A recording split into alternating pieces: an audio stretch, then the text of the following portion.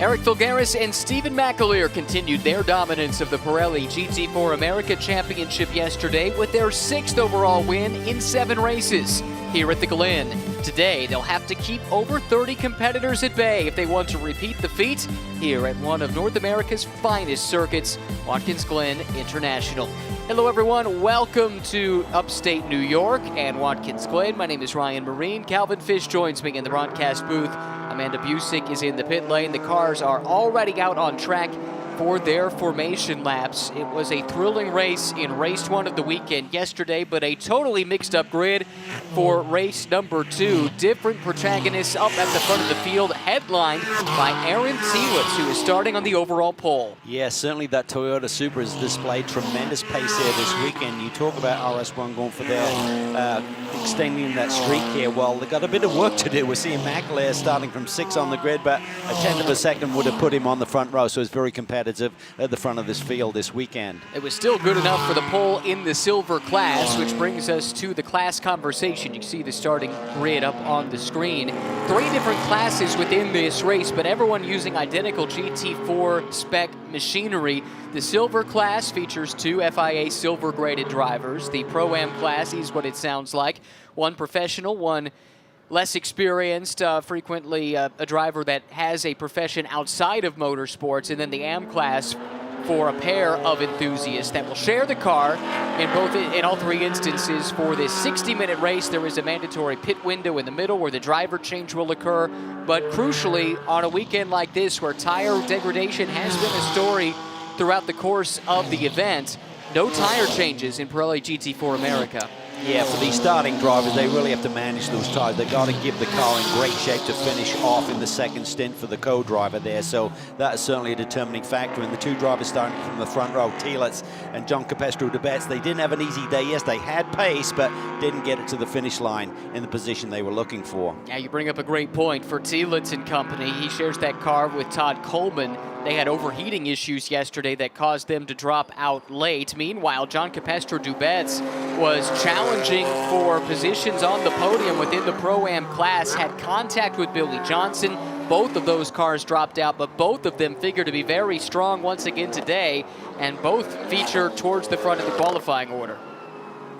Andy Lee will line up 3rd. They had a great podium run here yesterday, he and Elias Sabo in the 511 machine. Let's learn more from the pit lane about late developing stories, and welcome in Amanda Busick.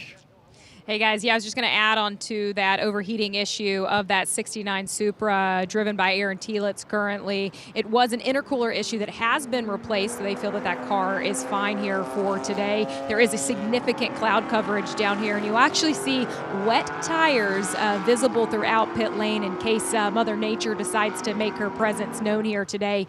John Capestro-Debets, aside of him, I was talking to Tom Capizzi this morning, and he's ready to reset. They came into this weekend with a good race in Virginia, 3rd in the points, and was excited to see what they could pull out here today. It is ironic that Billy Johnson's starting on that grid right behind him. So we'll see if these guys can keep it clean as we get ready to go green here at Watkins Glen. It'll be a battle we're looking forward to seeing rejoined. They had a good duel going before it all ended in tears right around this part of the racetrack, actually, going back to race 1 of the weekend yesterday. Speaking of conditions, Amanda mentioned the cloud cover. It's considerably cooler than it was yesterday. 82 degrees Fahrenheit, that's about 28 degrees Celsius. The humidity is up around 63%.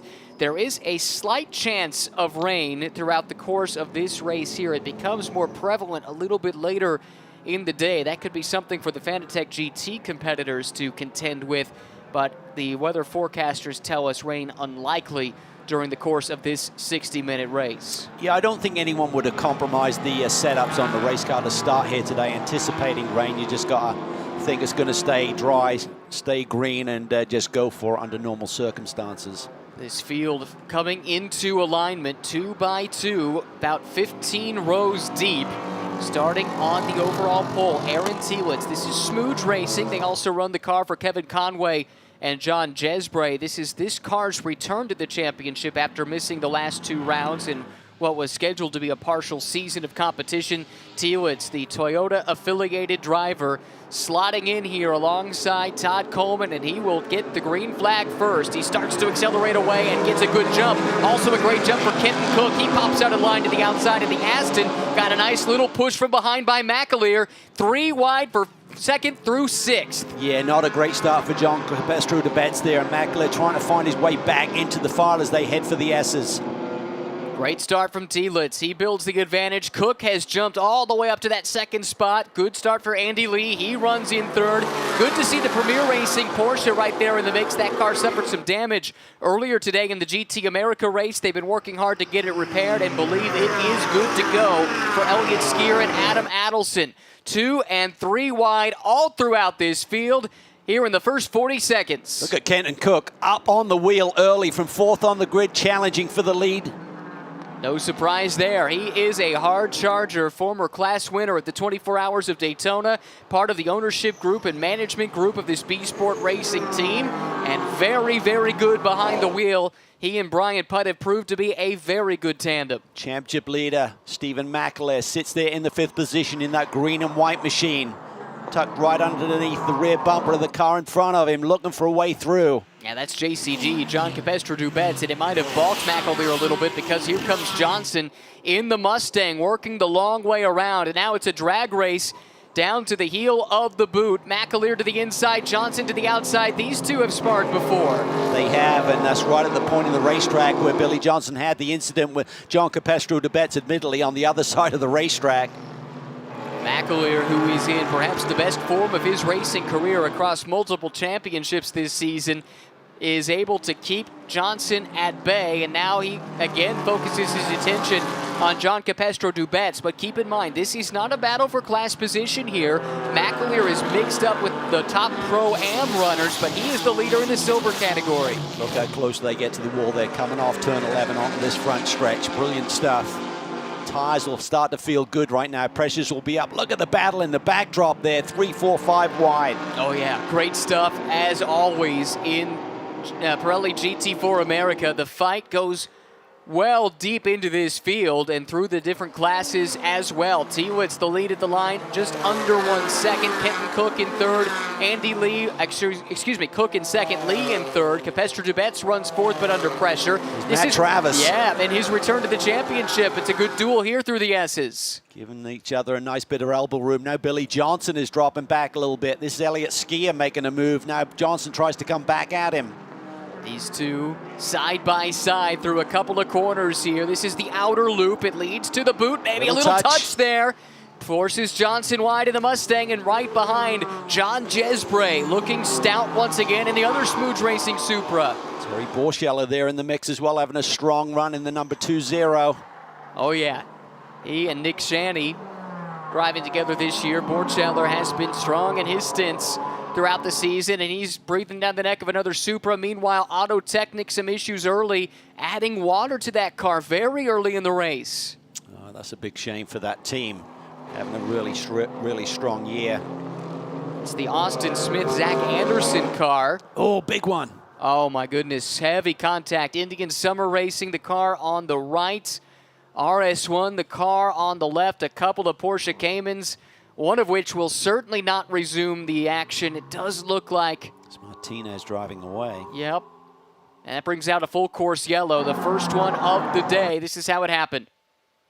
Oh, he gets a nudge there from the 888 machine. Oh, and it hooks back the other way. That was a huge impact.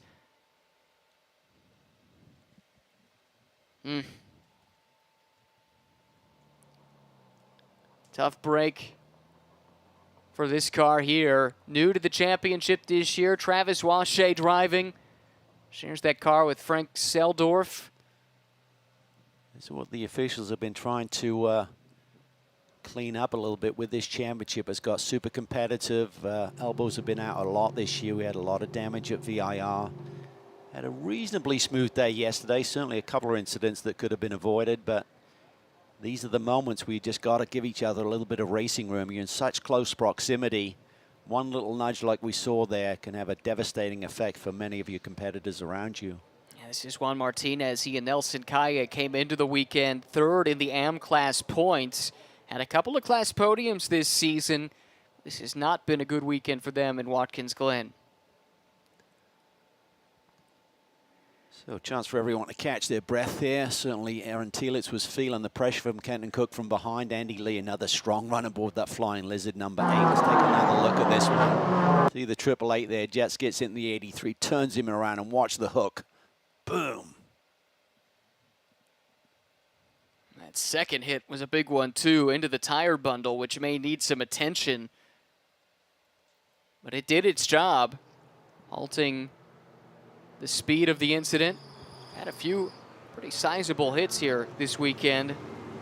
Unfortunately, that is the nature of this track. It is high commitment, and with that comes some high consequences if things go wrong. Well, the speeds here are so immense because of the grip level of the track surface, and so when you suddenly fire it off, you're going at a big rate of knots there, and you can see the damage just destroying a lot of race cars. He gave the call to Matt Travis earlier.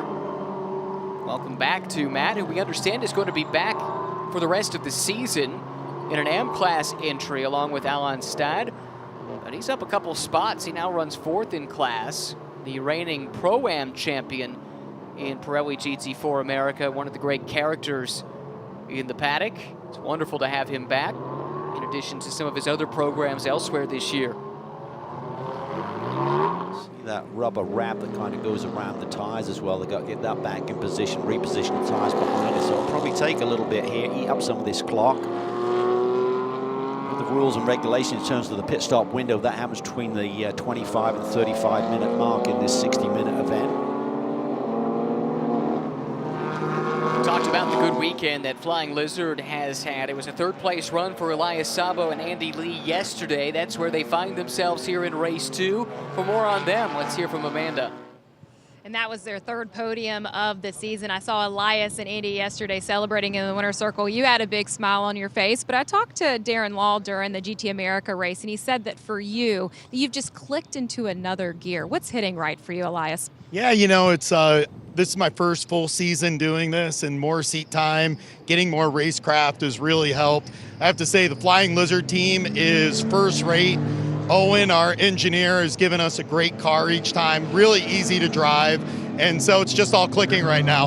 We've talked about the benefit that different makes have at this track. For the Aston Martin, where do you feel that this track really gives it life? Yeah, the Aston is great in corners. We're a little down on top speed. The BMW and the Supra are both a little bit faster than us going up the hill into the bus stop, but we just have so much better cornering ability. And really in the technical section, sector 2, to where we've been able to pick up a lot of time against our competitors. Good luck today. Thank you so much. Big smile on Elias's face. That's Owen Hayes that he referenced earlier, right behind him to his right. Darren Law was to the left. And we talked about it during the GT America broadcast earlier today.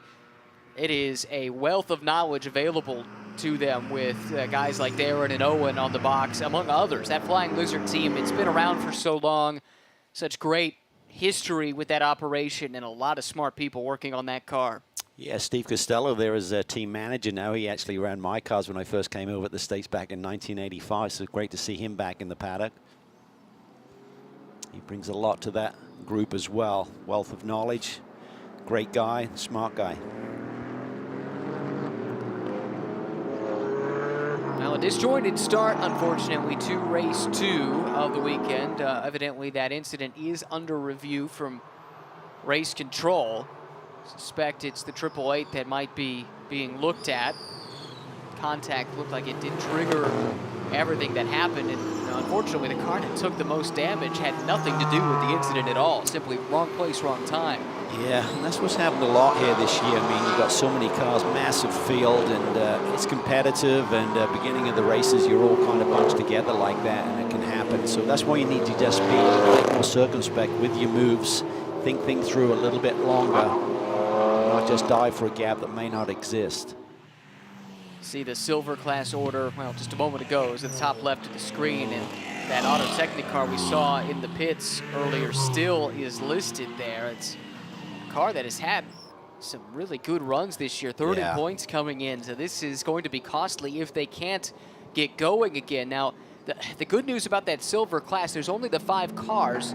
As long as you get to the 70% mark in the race, you can still score 5th place points and salvage something. It's not like, you know, in the Pro-Am class, you have a problem. Your chances of finishing in the top 10 and scoring, you know, any kind of significant points go away very quickly. But the penalty for not being able to finish in silver is higher because of that exact same situation. Yeah, they'll dig deep. They'll try and find a solution to get that car back out there. Suin Portman, Zach Anderson, Austin Smith have been having a great year. Very competitive driver pairing. Safety lights stay on here, so we've got at least one more before we get back to any form of racing.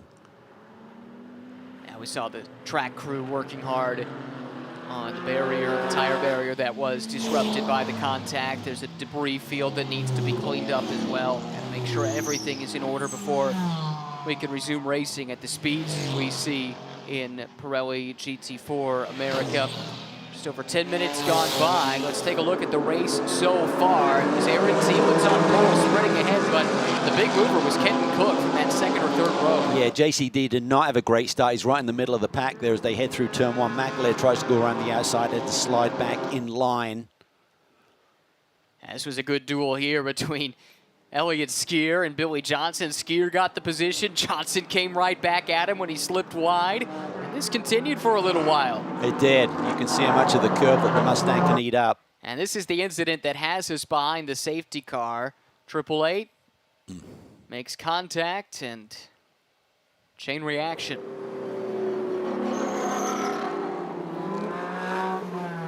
Now hopefully it's a quick cleanup. We can get back to racing. How does this affect the teams, their strategy, and specifically how you have to look after your tires? One set of tires needs to carry you 60 minutes. I think you brought up a great point yesterday.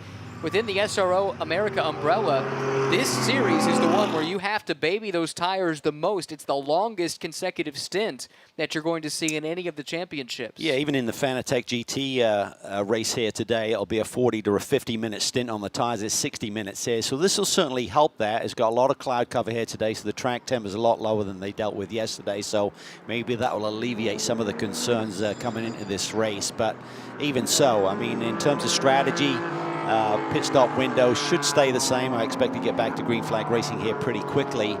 In the Pro-Am lineups, it was the pros who qualified and started this race here today, so a reverse from the strategy yesterday. So you would expect these cars to go deeper into that pit stop window before they hit pit lane. What could, let's use Stephen McAleer for example, or John Jesbray, the 2 silver cars that are really there mixed up with the Pro-Am guys. They don't have as big of a gap between the ultimate pace of their drivers. If they're mired in traffic, could they look to do an undercut to get some clean track? Well, you can. Well, but I think they're going to stay in the car, particularly from McAleer. I mean, Eric Bulgaris is a great young driver, but I think Stephen's got a little bit more pace. So I think they got to recognize the second half of the race, the cars could come back to them because there's going to be Hams getting in the pro lineup. So if you look for an overall result, the second half of the race, the cars you're around right now should slow down a little bit with the co-drivers getting behind the wheel. So just got to be patient. McAleer's got a ton of experience. He's not going to panic right here. He's got the class lead, sits 5th overall. Yes, he'd love to have some clean air on the front of that Porsche, but they just got to let the race come to them. And had a chance to give an update on the AM class to this point. Terry Borchauer leads the way, running a very strong 9th overall, and his closest pursuer is all the way back in 15th overall. That's James Clay. He and Charlie Postins, they've won a bunch of races this year, including yesterday in race 1 of the weekend. It's a lot of traffic in between the two. Borchauer certainly has done his part this year. Nick Shanny, who he drives with, does not have a ton of experience, but has been coming on as the season has progressed. Got a few finishes around 5th or 6th this season and could be positioned, this car right here, for a chance at their best result yet. Yeah, and this is really not what Terry Borchauer wants. He'd ideally like a green flag race, try and extend that leading out and give his teammate Nick Shanny something to work with in terms of a gap to the rest of the field. So compressing this is not running into their ideal line of thinking. Yeah, that's very true. Wonderful to have Terry in the championship, though. You look at what he has on his resume. And he's been racing at a very high level for a very long time, winning championships, winning major races like the 24 Hours of Daytona. So much that he can bring to a driver that is trying to learn as quickly as possible, jump-starting his racing career as Nick Shaney is. Yeah, I mean, Terry's a veteran, just a champion driver, quality guy, so much experience, so savvy, and you put him behind the wheel, well, he can still get the job done. So he's the perfect teammate. Got drafted in with some coaching end of last year, and Nick said, how about coming back behind the wheel? Terry said, absolutely. It's been a long time since Terry Borschella has had a full season seat, so it's a great opportunity for him to get his get fired up, get the passion burning once again. Yeah, it's a good point. Let's see if I have, by my reckoning, his last full season might have been back in 2015. So it has been a while. He's made some sporadic appearances in pro racing over the years. Really not much to speak of, though, since 2018. But has fit right back in alongside Nick. That program continues to improve, as you would expect, as the season has gone along. Down the order, you see Aaron Povolato going through, Mackay Stevens further down than you would anticipate. All the way back in 12th, third in silver. That's been the car that has been able to challenge Bulgaris and McAleer with the most regularity over the course of the season, but it's all relative. McAleer and Bulgaris have won 6 of the 7 races, but we're surprised to see the Conquest car down the order as far as they are. Yeah, didn't have the best qualifying runs here yesterday, so a bit on the back foot here, but you know, Mackay Stevens, he's such a smart young man, and he'll still be analyzing what they can get out of the day. Look here at one of the local teams making its season debut, Jaden Lander. I guess it wouldn't be the season debut. They did run at VIR. Jaden Lander and Anthony Geraci, both New York natives. So is the team. Krug Speed running the Toyota Supra, which again has become so popular. Safety lights are out. Yes. So a restart ought to be imminent then, with 43 minutes, just under that now, on the clock. This is going to be a quick sprint to the pit window opening, like Calvin said earlier. Anticipation is most will run deep into that 10-minute window, given the fact that the pros and the Pro-Am lineups are in the cars right now. And they're going to need to make hay while they can to try and give their co-drivers the best possible chance for the second half of the race. This is the acceleration point coming out of turn 10. At any point now, Aaron Telitz can control the start of this race. There we go, into the VP acceleration zone, ready to turn them loose again. Aaron Telitz, former Indy Lights driver, got an IndyCar test at one point, has made a nice career for himself with Toyota or Lexus in sports car racing, and he's out in front. He leads the way as the green flag waves over Watkins Glen. Boy, did he time that nicely. It's really just Gab Kenton Cook there as Cook looks. He's struggling to get a car turned in there for turn 1. Andy Lee right there as well, sitting in third. Looks familiar for Lee. He was fighting another Aston for second yesterday at the tail end of race 1. Of course, that was Ian James he was fighting with.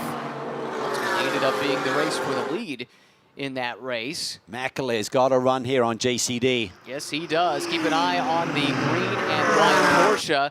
Taking a look to the outside of the swirled red BMW of John Capestro Dubets. He shares that car with Tom Capizzi. JCD keeps McAleer behind, and Billy Johnson has arrived on the scene. Ironically, these two ran as teammates just last weekend at Lone Rock Park in a different form of competition, but they know each other well. That they do. Here's Johnson. Not for class position, but wants to get closer to John Capestro Dubets for a fight in the class. He's going to look to the inside. McAleer shuts the door on him. I assume Stephen knew he was right there, but he was moving around a lot into the brake zone there to try and set up JCD to come off at turn 7 with a bit of speed. A little bit of the dust coming up from the oil dry that was put down following the accident that brought out the full course yellow. Johnson not close enough to do anything with McAleer. McAleer likewise not close enough to do anything with John Capestro-Dubets. Johnson right there. Telitz looked comfortable out front, gapping the field by about 4 to 5 car lengths. McAleer's got his hands full. He had to go very defensive there to keep Johnson at bay. Interesting he chooses to do so when this is not for a position in class. This is where the experience really kicks in, because he's used to leading these races and managing from the front. Bit of debris there that he ran over. Not sure where that came from. Look how close they get to the wall at the exit of 11. That's a great camera shot. Yes, it Love is. Whoa, there we go. Wow. That was one of the Auto Technica cars. Looks like a drive-through penalty and out of the race, evidently. Car is parked. The 888 St. Louis Aston. Race control sending a message. Yeah, hammer's coming down. I think it's time for that sort of penalty to be assessed. That is a big message sent to the rest of this field. McAleer now has sprinted clear of Johnson. Fight is on for second here with Cook and Lee. I'm not sure if Cook has got some pickup on his tires, but his car really didn't come alive very quickly. Saw him struggle to get through turn 1 on the restart lap, and Lee's been all over him, and Telitz has just taken off a bit here. That he has. It's been a great stint for Telitz. It's going to be very interesting. Todd Coleman has a lot of Ferrari Challenge experience, not a lot of Pirelli GT4 America experience, and he might just be inheriting the overall lead when the pit stop happens here in a few moments. Best battle on the track, though, is for 4th, 5th, and 6th overall. John Capestro-Dubets, Stephen McAleer, and Billy Johnson. Wow, look at the dust flying in the backdrop. That's where the incident was, of course, when we went full course yellow, but everyone running wider and wider through that corner now, trying to feel the grip out.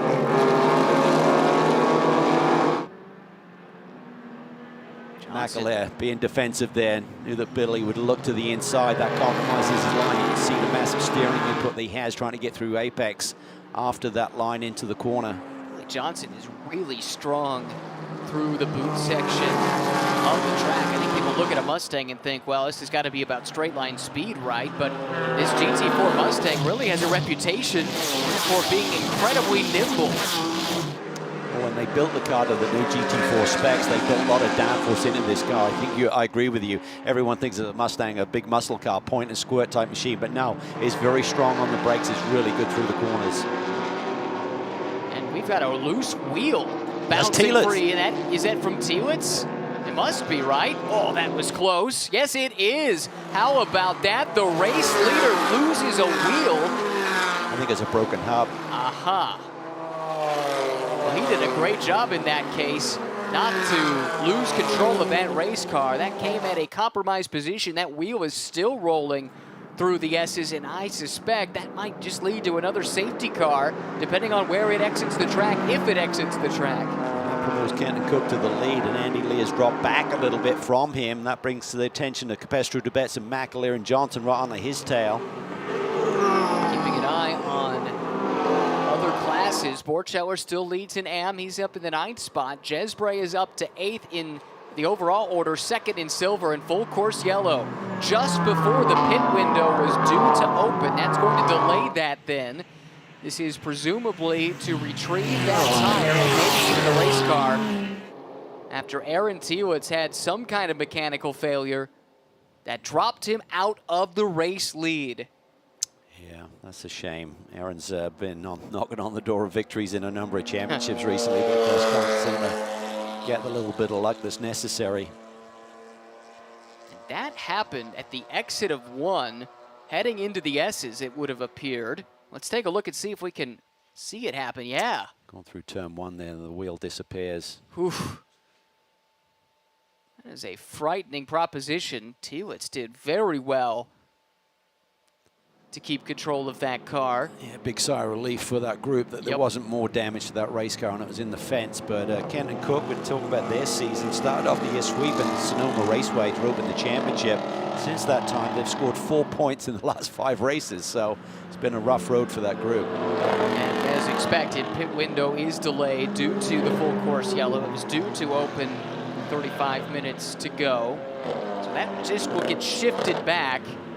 It should be 1 completed lap after the restart, correct, that we'll see the pit lane open? Yeah, we'll wait for the cleanup here, get that wheel out of the way, get Aaron's car in a safe position, and we'll go back to green. And the following lap, I think we'll go pit window open again. While we're under the full course yellow, Amanda's got an update for us from the pits. Well, looking over the team of Smooge Racing, you can see Aaron Tielet's co-driver, Todd Coleman, packing his stuff up, taking his radio off, obviously disappointed. The team is rather confused of what may have happened or led to that, but assuming that is a complete sheared stud. But as you guys mentioned, very well done on Aaron of bringing that car safely to a stop, and the team was just as impressed with that as well. And Amanda, we got a message from you by text message. You said you're feeling a few sprinkles down there? That is correct. Nothing of significance at the moment, but they are still dropping in front of us. I saw my camera guy actually wiping the lens, but we'll keep you updated on that, but let's hope it stays at bay for the moment. I saw the message, Amanda. I thought you were eating cupcakes or something. Yeah, it's almost lunchtime, Cal. I can't wait to share it with you. Maybe it's leftover birthday cake. There you go.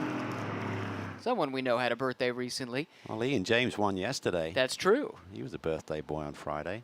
That's right. That's who we're talking about. Shares his birthday with some really fast race car drivers like Scott Dixon, Lucas Lurr. That's it. That's it. Not the man sitting next to me for sure.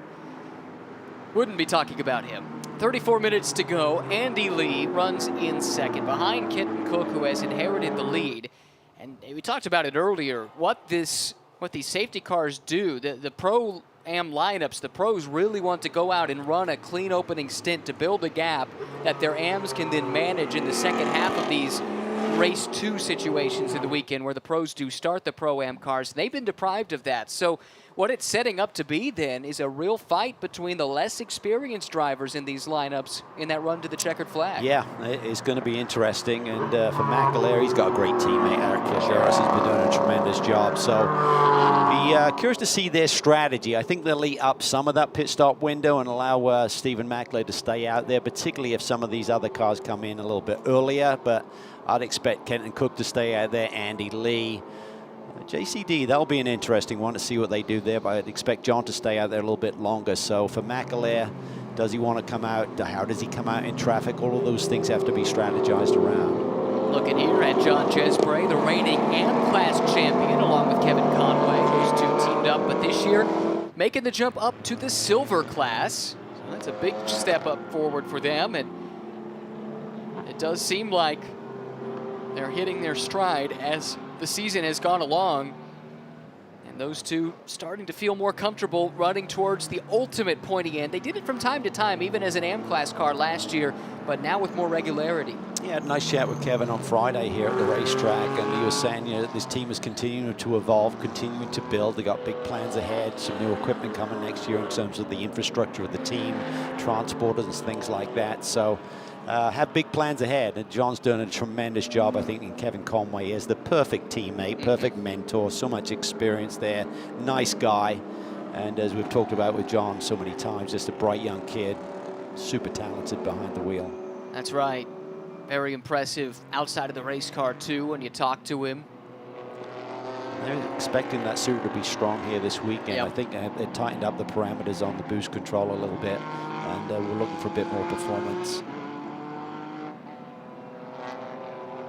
It's been a good weekend for that side of the garage, less so for the other with the Tielet's Coleman car that had such a good start to this race. They were running well yesterday when the overheating issues cropped up.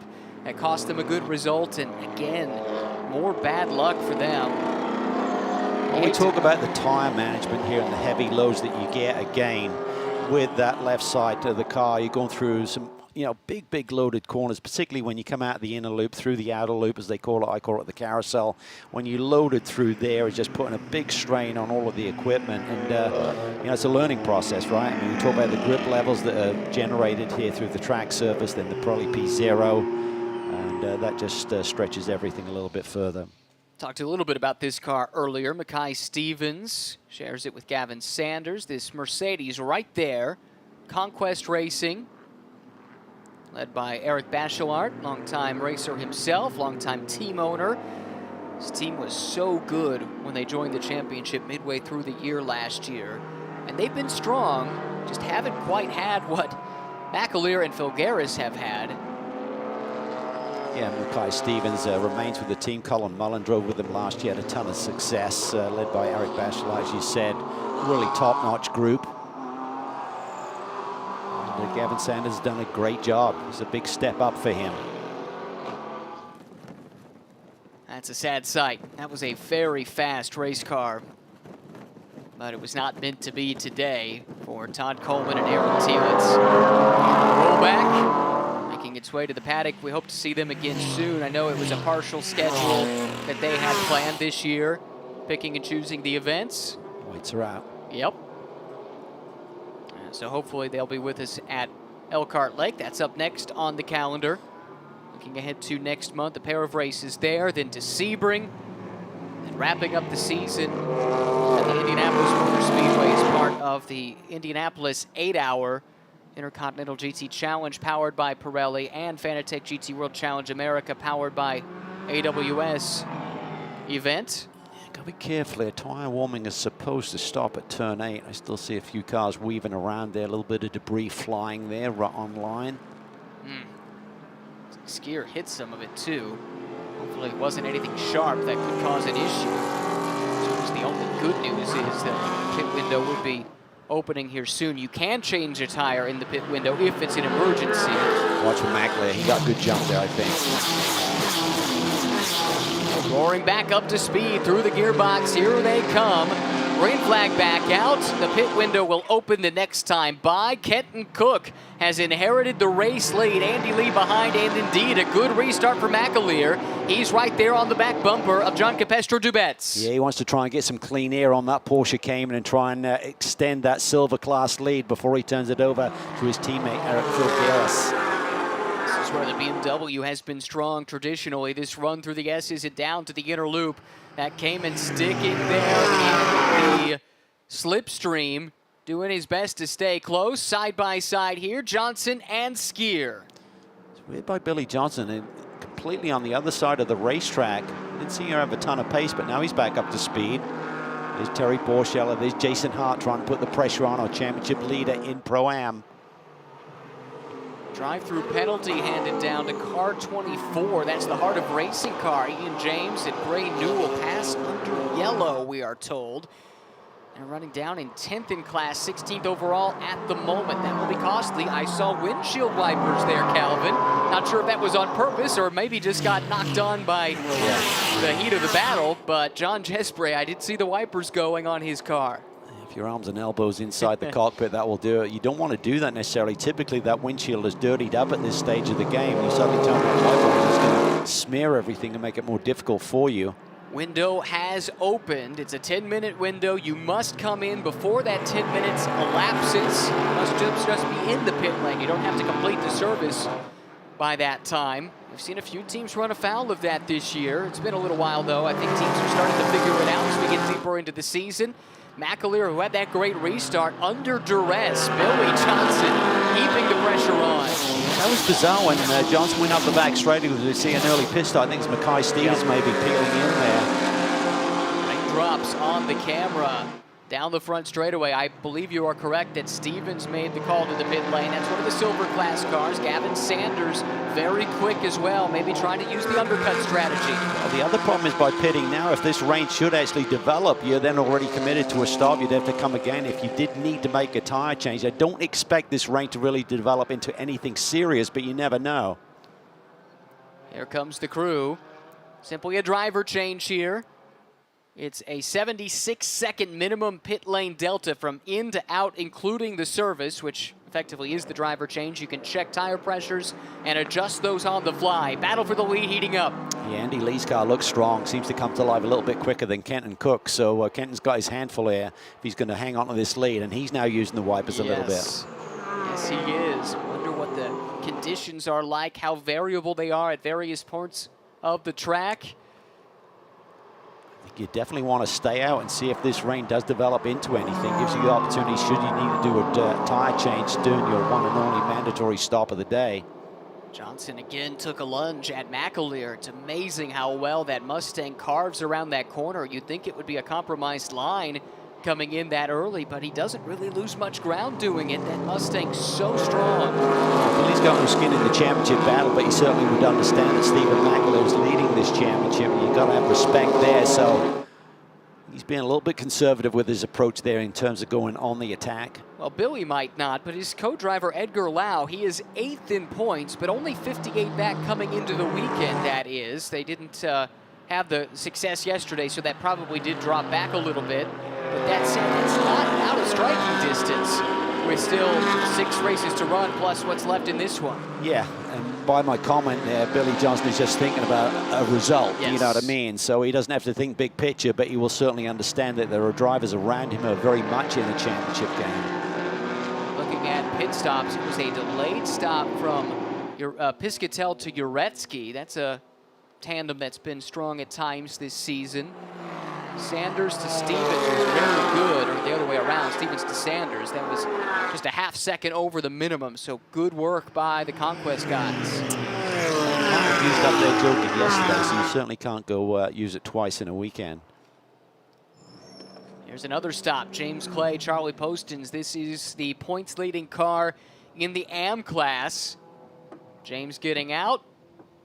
Charlie will put that seat insert in, and he'll get himself situated. They've been running down the order somewhat today, but over the course of the season, this duo in the AM class has been the most consistent. They really have 5 wins plus a runner-up finish. So other than a little blip at NOLA in race 2, a tremendous season for those guys. Also see Paolo Karkoski in, making a pit stop from the AM class further down the order. About halfway through this pit window. I believe it opened with 28 minutes and change still to go in the race. Teams will hopefully know this, playing their pit stop accordingly. Kenton Cook doing a great job to hang on to that lead. He's doing everything in his power to pry it away. Yeah, that Flying Lizard Aston Martin looks to be really hooked up here this weekend. Love this sector of the racetrack between 10 and 11. Beautiful rhythm. Just breathe the throttle, turn it in. Squeeze back on the power early. No let up in this duel. That's the Smooch car. James Gray coming in. Conway will take over. Billy Johnson keeping the heat on McAleer. He's keeping him honest there. Another one of the silver class cars coming in. RS1 feeling pretty good, though, about the pace of McAleer, keeping him out there, following the strategy that Calvin figured they would. Kevin Conway getting ready to jump on board the Smooch Racing machine. Here's Lee poking his nose to the inside, not quite close enough. Will they come in this lap or try and stretch it one more? Not sure the exact time. You said it was around 28? Yeah, 28:18, I think, is what I was told. I didn't see it exactly when it popped up. So they could probably go another one after this if they wanted to. But the risk you take is there is no grace period. If you have a mistake, if a full course yellow comes out, if you spin, whatever the case may be, if you just get caught fighting someone and you miss it, even by a fraction of a second, that is a crippling penalty that comes your way. And that's the risk you take if you run it right down to the wire. We've seen a few flirt with it this year, and a few have been bitten by it. Yeah, it'd be a drive-through penalty in here. It costs you about 30 seconds for the length of pit lane. Yeah, in fact, we know it's 30.7 seconds because Ian James just did one a little bit ago, and that's what timing says it cost him. Johnson again taking a look. Just has not been able to find a chink in the armor from Stephen McAleer. 21 peels here. I got a feeling they may go one lap deeper into this race. Wait and see. Know very soon. You're supposed to declare your intentions, and I think Johnson may have just done so. I think, yeah, the Mustang does peel off. Edgar Lau, a good run yesterday. Native of Hong Kong, he will be the one to take over the controls of the ARG Rotec Racing Ford Mustang GT4. Obviously, the overcut is not like we normally expect with a pit stop. You're changing tires, so it's about getting those tires back up to speed, but with the same set of tires staying on, really isn't a big difference. Obviously, you can make a slight tire pressure adjustment. The big place where it comes into play is if you can get yourself out of some traffic and into clean racetrack and turn some fast laps, we've seen that strategy work to jump a couple of spots in the sequence. Yeah, and I'm a little bit surprised actually they didn't try and keep Billy in for one lap longer. He's a super strong driver, got tremendous pace. We see the TRG machine in. Kenton Cook continues to lead. I feel he's going to peel in this lap. We'll have to wait and see. I think you just about have to. Again, not knowing exactly, unlike normal, when it's a pretty clear time when that pit window opens, I do think they aren't going to have much of a choice. We'll let this one play out. Meantime, let's look at some of those stops. It's like it's a slow stop for the Road Tech guys. It was, about 5 seconds over, 4 seconds over. 4 seconds, yeah. 80-second stop. 76 is the min. Slow as well from Borcheller to Shanny. This is where it's going to get critical when you have a bunch of the leaders rolling the pit lane. Davis to Bell also 3 seconds over the minimum. Here we go. The leaders now peeling off. They'll make their way into the pits. B Sport Racing, Flying Lizard Motorsports, the top two. Auto Technic in third. RS1 running fourth, but leading in silver, and they've got that prime position at the very end of the pit lane. 50 kilometers an hour. You got to arrest the speed all the way down. Just need perfect execution. You should have plenty of time. It's just a driver change, tire pressure adjustment potentially. Here comes Elias. Heard from him earlier. Elias Sabo loving his racing right now. Had a good, strong run this morning that went awry on the last lap in the GT America powered by AWS race. Looking to put a complete race together here in Pirelli GT4 America. This is the tandem that has dominated the championship. 6 wins out of 7 races. Bulgaris and McAleer. The Scotsman's job is done, and now it comes down to Eric Bulgaris to bring it home. And he's certainly been up to the task. You can hear the two drivers communicating there a little bit. Get that window buckled in. McAleer's experience there. Didn't push it too much. Didn't take any risk in terms of it getting better track position overall. Putt beats Sabo out as we anticipated. Capestre Dubet slops in right behind. It looks like the RS1 car, as anticipated, came in behind them. Good clean stop. Now they release. Just executed about the same. Don't see any change in position there. Nope. Yeah, really clean. A couple cars using their jokers. Flying Lizard, RS1, as well as one of the NOLA Sport cars. Jason Hart giving way to Scott Noble. They're just under that minimum time, but within the 1 second threshold. And as long as they didn't do that yesterday, they are good to go. This is where it gets interesting. Getting these AM drivers up to speed, getting back into the race rhythm. With only 17 minutes to go, trying to hang on to that track position that their teammates have developed for them. Well, that's the tough part, too. You're jumping into a race that's already got a rhythm to it, and it's all about getting up to speed quickly, getting comfortable quickly behind the wheel of that car.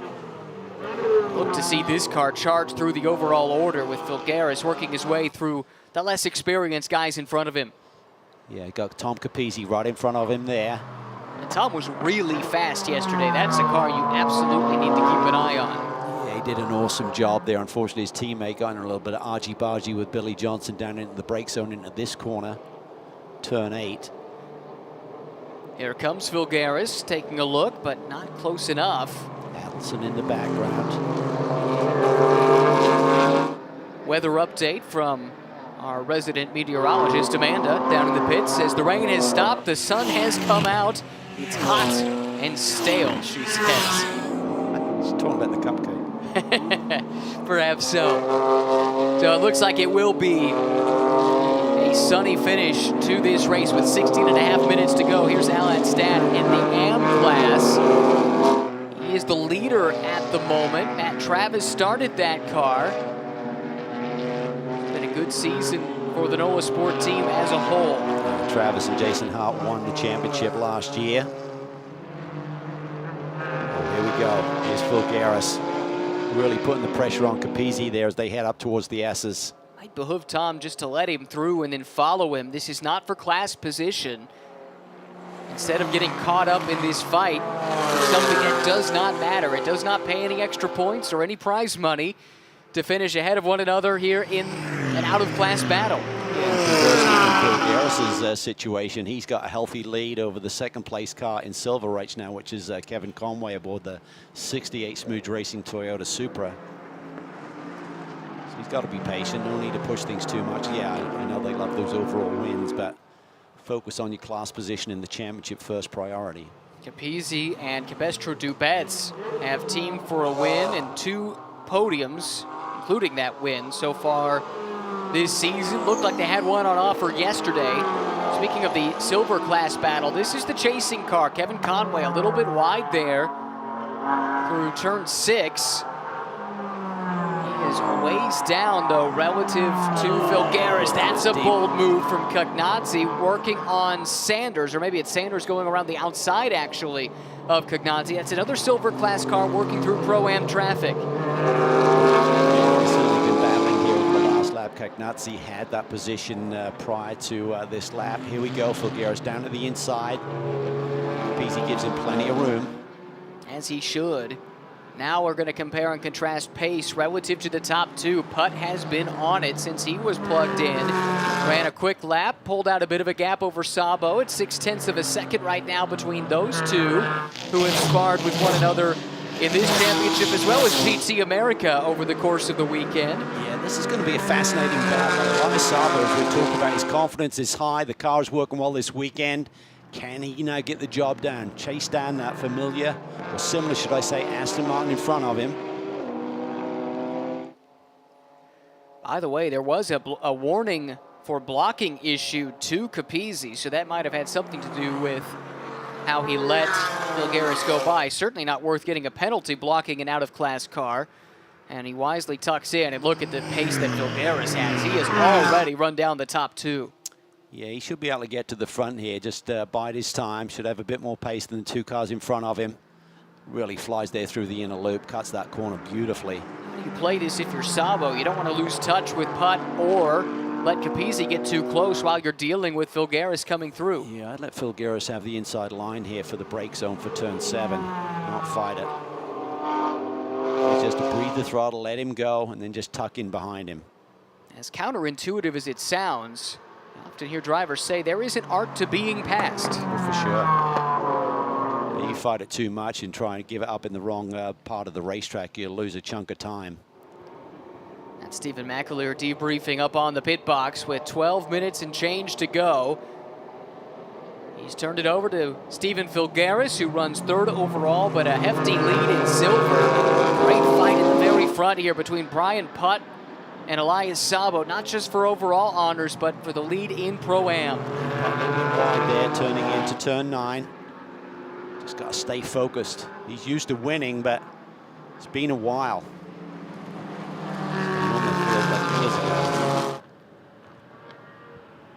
There's Phil. That's a dodgy move there. I wouldn't be putting my nose in there. You can draw a penalty if you have contact. Now, the risk reward, that's what you got to balance here. Yes, you want to continue to run fast laps and put a buffer between yourself and your closest pursuer, but Conway is well back in the order, 6th overall. Sabo takes a couple of tenths out of that lead by Brian Putt on that lap.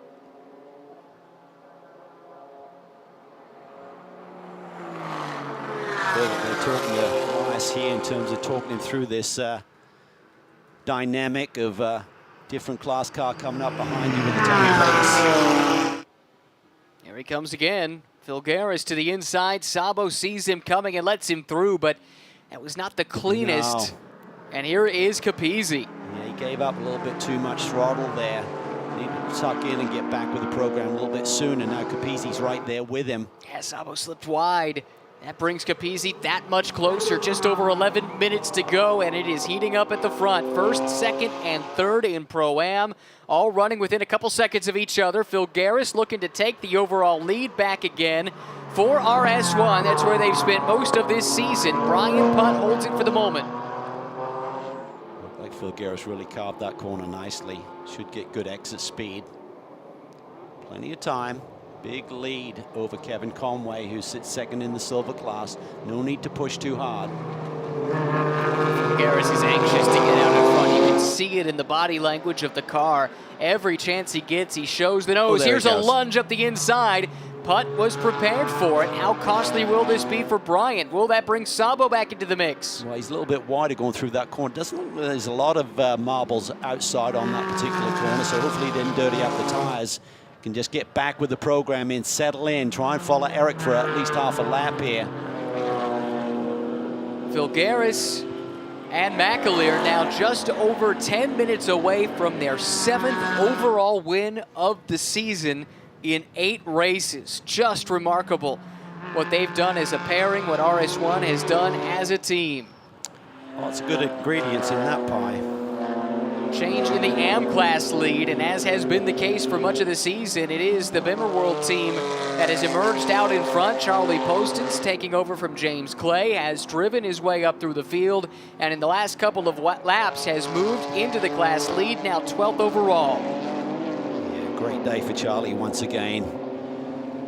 Again, super operation, Bimmer World know these cars inside and out. Looking forward to the new M4 that will be it's on display at VIR and going to be part of their program, we assume, for next year as well. I know they got a ton of orders from BMW for that new machine. Capizzi around Sabo, that is for second, and let's take a look at how it happened. Yeah, just the run up the backstretch, tucks it to the inside. This is where Elias had given up that track position to Bulgaris a couple of laps ago. This is a team looking for some redemption. They had a good car yesterday. They had the pace to challenge for a win. Some side-to-side contact caused significant damage late in the race as John Campestre-Dubets and Billy Johnson were dueling for position, and it cost them any chance at a good result.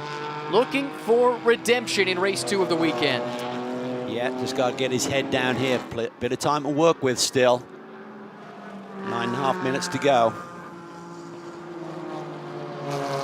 Brian Putt has been in this position a few times. The way this team has been running over the course of the season, they have been up front. Of course, they won the first 2 races of the year. It's not been as good since then. Some bad fortune and some mistakes, quite frankly. I think they'd be the first to say. Nola comes to mind. But Brian, over the years, has found himself in a position like this, under pressure, needing to fend off a challenge for a good result. And this has to be so cathartic to be back out in front again. It's been a while, like you said. Yeah, it's a great team. Kent and his wife do an awesome job with running the B-Sport operation. Great engineering with Eric Peterson involved there, but now he's under attack. Look at Capizzi getting a big run with the BMW. Can't quite get to his flank, but as you said, he's used to winning races, won the TCR Cup back in 2019 with 7 victories that year. They swept the opening weekend here this year at Sonoma, but it's been a while. Taking a look back through the field, Chris Cognazzi having a good run. He's 7th in Pro-Am, chasing a couple of cars. Scott Noble, Dominic Starkweather. This is the leader in Am, Charlie Postins. Charlie's back in 12th overall. Rob Walker runs 2nd in that class. Geraci for Krug Speed on home soil is in 3rd, and those 3 are pretty close to each other. Running 12th, 13th, and 14th overall, but 1st, 2nd, and 3rd in Am. Yeah, it looks like Charlie's got a bit more pace, about a 2nd advantage on the last lap over the chasers. So he should be good here. Time is winding down quickly. Their 6th win on the year. Yeah, and it would be their 4th in a row. Swept the weekend at VIR, won yesterday. 6.5 minutes away from winning again. Only 2 races they haven't won. One of those was the runner-up finish. Had some drama at Nola in the 2nd race there. It's been a near-perfect season for these two, and you look at the lineup, you look at the experience that they have, not in this championship, but racing primarily at the Nürburgring and some other places, and doing it together. Those two have a great rapport, James Clay and Charlie, and that is so helpful in this form of racing. Yeah, And it was a late decision, I believe, to be running this championship this year. I mean, James initially had thoughts of running GT3 machinery this year himself. Obviously, Bimmer World making their debut season, but here's this battle up front. This is for the lead in Pro-Am. We saw Capizzi get close through this section of the track the last time by. Putt has to go on defense here, guarding the inside line jealously. Right behind Capizzi, slots back in line. He was close, but couldn't get up and alongside like he could with Sabo. That allowed him to get through to second. Look at Sabo, he's got a big run there. Yes, he does. Don't sleep on Elias. And Edgar Lau is in the mix too. That's the Mustang that's lurking there in fourth. Keep in mind, they were in this mix prior to the pit stop, but had that long pit stop. It was about 4 seconds over, and he is making up that deficit. Behind him, it's a battle for second in silver with Kevin Conway and Gavin Sanders running nose to tail. Yeah, that's an awesome battle there between Kevin and Gavin for that runner-up position in silver. Bulgaris obviously comfortable out front. There you see it developing in the backdrop. This is the TRG car, Jason Alexandridis and Derek DeBoer. Not just off track, something might be amiss with that car. Oh, twitch from Putt. Here comes Capizzi. He looks to the inside. Can he get the power down? He cannot. Putt holds him off. Nice recovery there. A little twitch there and braking just as you transition there. It gets a little bit tricky on the entry to that corner. Controlled that moment nicely. Got back with the program. Oh, but there's blood in the water now. Capizzi knows there's a weakness. Can he capitalize? Look at Sabo, though, all the way out to the wall. He wants a bit more than just a podium run here today. Sabo has been driving on top of his game all weekend long. Hasn't necessarily seen the results to go with it, but he has been strong. Capizzi very strong on the exit of one. He's looking to get to the inside of Putt to the S's. This is a tough place to go side by side. The track comes back to Putt here, and he's able to edge ahead, but now it comes back to Capizzi, and the BMW is stout. He is, but look at Sabo. He's got a monster run. Yes, he does. In the slipstream, Capizzi now out in front. He leads in Pro-Am, and the fight is for second. Sabo to the inside of Putt, and he'll take that spot. I think Capizzi was just good on the track limits. He's used a lot of the curb there on the exit. I want to set up that move. I'm sure the shooters will look at that. Try and make a quick decision as time is running out. Possible redemption for Tom. That car could have won yesterday. It did not. It got caught up in a coming together with this Mustang. Edgar Lau driving very well at the moment, and Putt is going to be under pressure there. Meanwhile, Sanders goes 2 wheels off, keeps his foot down, and he gets to the inside of Conway to grab second in silver. Yeah, the action up in front of them developed and allowed Sanders to get that run and set up that move on Kevin into the brake zone for turn 7. Oh, look at this gaggle of cars all fighting for position. Here comes Lau looking for a step on the podium. Can't get to the inside as he lunged. Conway fighting with Sanders. They touch. Sanders with a great save, and they're still side by side. Yeah, Sanders wanted to use all of the road there and not allow Kevin to get to the outside of him. There's a little brush there. Luckily, both drivers kept it together. That was close. Kevin fights back gamely on the outside. They're door-to-door coming into turn number 10. Nice. He edges ahead, and he will take that spot back. Beautiful racecraft there by Kevin Conway. That was sweet. Sanders will have to dig back in to get that position back. Second and third up for grabs at Watkins Glen in the silver class with just over 2 minutes to go. Couple of laps left to play with here. Putt is now having to go on the defense there with Edgar Lau having a big run in that Mustang. Can Elias Sabo go down and chase after Capizzi for the class win? That last lap was a good one for Capizzi. He was able to build a gap in front of this massive street fight that's broken out. Bulgaris has built a nearly 8-second lead. He is en route to yet another overall win, but our eyes are fixed on this as Lau lunges at Putt. Putt shuts the door on him. Lau will have to settle back in line. Ooh, Lau very wide there. He's out in the gray. Got to be careful now. He may have picked up some debris on his tires. See what he's got when he gets to the next brake zone. Sabo kicking up dust there on the exit. Conway feeling the pressure. He guards the inside. Gavin Sanders hungry to get that spot back. He had it, albeit briefly.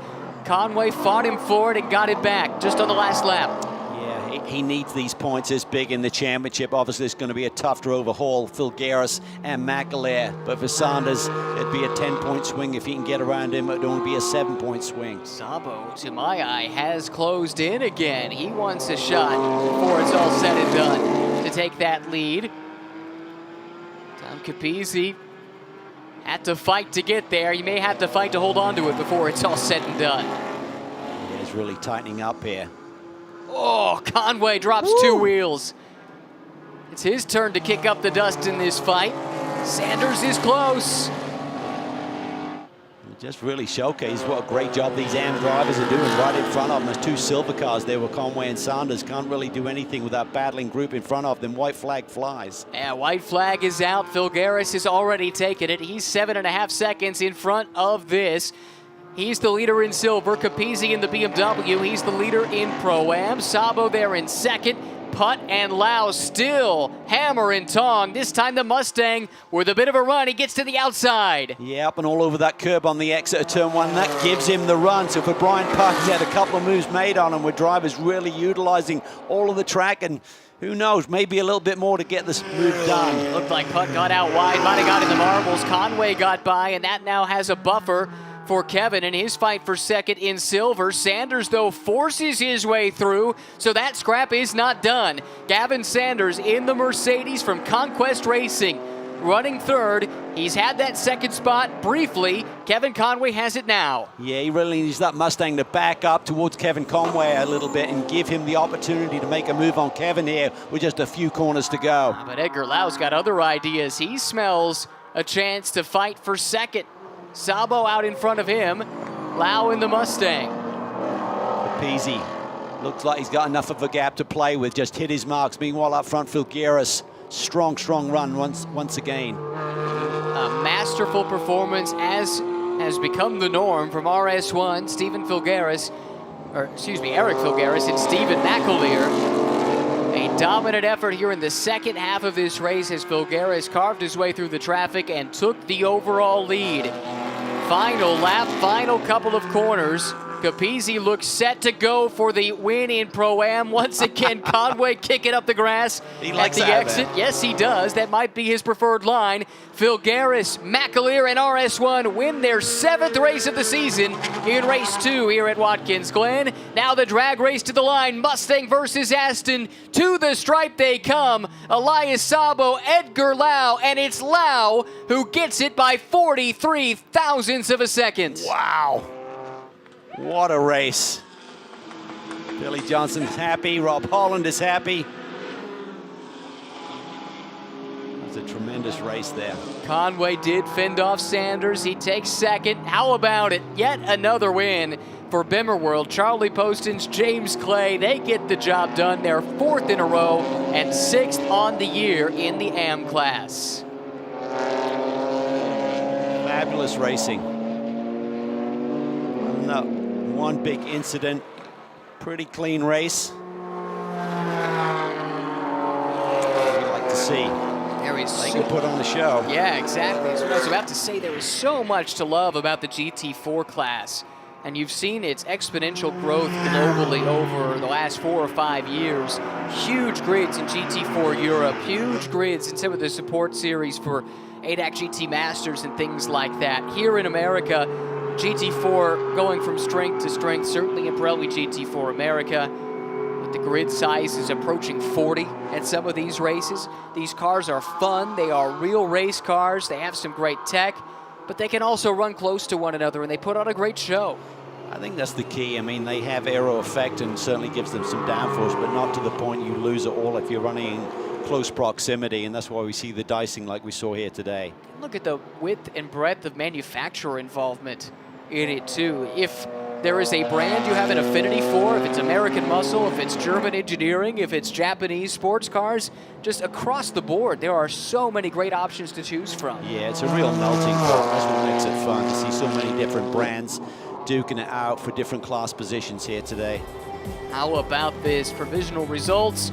Race number 2 of the weekend, race 8 of the season. Bulgaris and McAleer.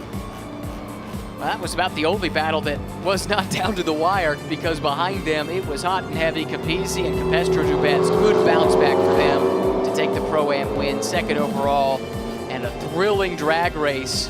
Said that the Mustang, maybe not the straight line monster that you think of it as, but it was in that instance. He won the drag race against the Aston. Yeah, and Sabo kept it clean, kept it in a straight line. We're just trying to look for that line that's a little bit further down than you anticipate sometimes. 43 thousandths of a second, the difference between second and third in Pro-Am. Conway comes home second after a great fight with Gavin Sanders in the silver class. Sanders third, sixth overall. Putt was a really good drive. Kitten Cook was the star of the first stint. That jump he got at the very start was masterful. They'll take a fourth place finish after some difficulties in recent rounds. Adam Adelson, a nice clean run, gets fifth and eighth overall. Starkweather and Dexter, ninth overall. Noble and Hart. Quiet weekend for them after a great start to the season, 10th overall, sixth in class. Yeah, they said they'd have been happy with a couple of top fives. We're inside that yesterday and just outside it today, so on average, probably what they are looking for from the weekend in terms of total points scored. And how about it, Postins and Clay once again? That duo has been borderline unstoppable this season. It's truly just been bad luck. The only time that they had an unrepresentative result. Yeah, very strong driver pairing, a great team, BMW getting it done in the AM class at least. Well, this was hard-earned. Looked like it might have happened yesterday. It took an extra 24 hours, but Tom Capizzi and John Capestra-Dubets are in victory circle. Second place overall, but winners in Pro-Am. And a hard-earned victory at that, adding to some success they had earlier this season at VIR. This Auto Technic team continues to be strong. And look, jumping up and down there in the foreground, that's Eric Bulgaris. He's loving every bit of this. This is a young man, we told his story a few times. He waited long and hard for this chance. They scrapped, they clawed, they were just out there grinding, trying to find a chance to be in a good seat to show what he could do. And now that he is, we've all seen it. Yeah, there was no give up in that family. I mean, he and his dad were always at the racetrack, always trying to network, really nice people. And they're getting their just rewards at this point of his career. Yes, no doubt about that. Let's go down to Victory Circle and Amanda. We were waiting for John Capestra-Dubets as well, so hopefully he'll make his way here, but his team just said, don't worry about it, Tom. You got this interview. Yeah. You carried this today. Yeah. I spoke to you this morning, and you said that you wanted this reset. You wanted the chance at this again. Coming into this weekend, third in the points, you battled this. You made this happen. How'd you do it? Yeah, thank you. Well, I didn't sleep. I'm not sure if that works. Last night was an amazing start of the weekend, race one, and ended poorly for us, but we just shook it all off and get out there, and we just dialed in all of our points. Driver change, Charlie calls it all race long, makes a huge difference, and I'm elated. I really didn't know what to expect today. I love it. Well done, Tom. Congratulations. Right here. Win number 2 on the season to pair with a win in the first race at VIR. Third in points coming in, had the big setback yesterday, but this win should keep them very much in the conversation heading to Road America. Yeah, there's John. Yeah, that is a happy driver pairing right there. Tom was almost breaking down, I feel, a little bit. Pretty emotional when you do get that win finally. Back down to Amanda. Well, Eric, at one point, Ryan was talking about the body language of the car. You were number 1 in class, but you wanted that overall position. Plotting that journey to the top, how'd you do it?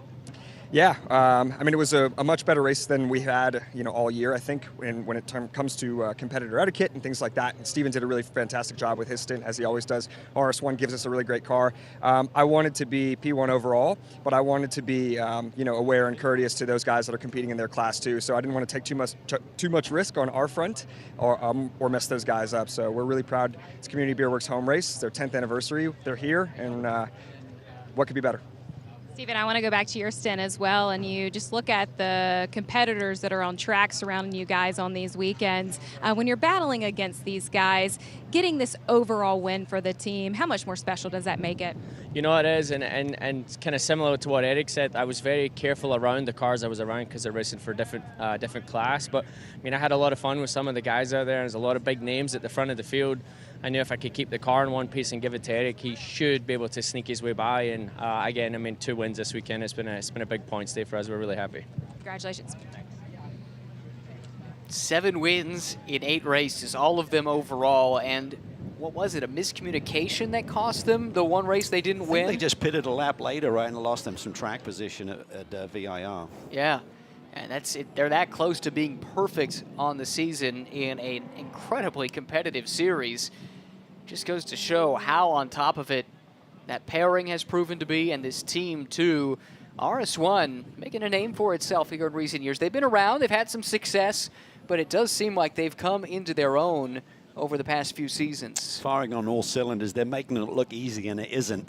So that's really testimony to the job they're doing. One more set of winners to hear from. Let's do it now. Well, I just asked James if there was anything from his stint that really stuck out to him, and he said no, not at all. So a nice, clean day for you. But when you look forward ahead to Road America, is there anything from this weekend you think you guys will be able to use to plot that one? Well, more than anything, it's momentum, right? And so the Bimmer World guys have delivered an awesome car. This is 4 wins in a row for us, and I think you know, when you can bring the car back clean, when you're on a roll with performance, it's just easy to continue that. So that's what we'll do. More of that, maybe.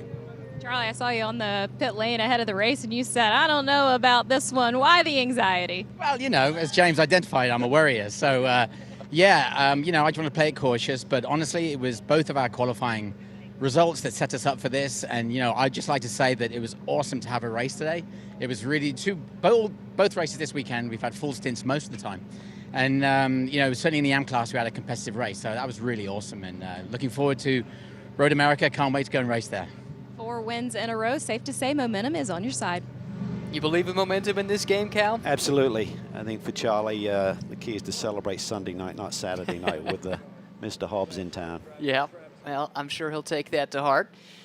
Let's take a look at how this race played out. It was race 2 of the weekend for Pirelli GT4 America. Aaron Thielen sat the Supra on pole, but the big mover was Kenton Cook. Yeah, got that run down at the outside and was up into P2 by the time they finished the inner loop. Started 5th, already 2nd right there as the field fanned out 3 and 4 wide throughout the pack. This was a great battle here early in the going. Elliott Skier took the spot from Billy Johnson, and Billy took it right back. Yeah, just awesome racing there. You can see the Mustang really able to eat up the curbs there.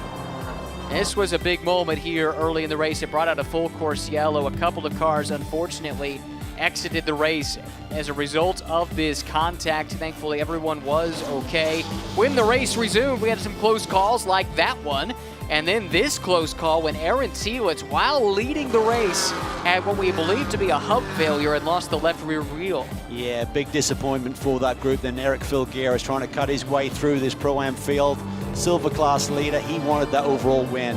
Yes, he did. He went knifing through the traffic, got out in front, and then the battle ensued in the Pro-Am ranks. Brian Putt was leading at this point. Tom Capizzi raced his way past Sabo to get up to 2nd.